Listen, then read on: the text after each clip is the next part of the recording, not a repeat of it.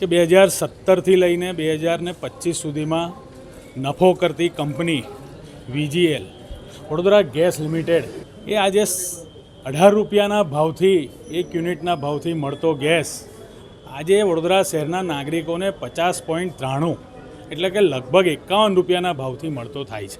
એ પ્રમાણેનો ભાવ વધારો જો આ કંપની ખોટ કરતી હોય તો શા માટે ખોટ કરી રહી છે અને પ્રોફિટ કરતી હોય તો 50% કોર્પોરેશન એનું ભાગીદાર છે. તો કયો કોઈપણ પ્રકારનો રિપોર્ટ કોર્પોરેશને સમગ્ર સભામાં લાવ્યા નથી. અધિકારીઓની જવાબદારી છે કે શા કારણથી ગેસનો ભાવ આટલો બધો વધી ગયો.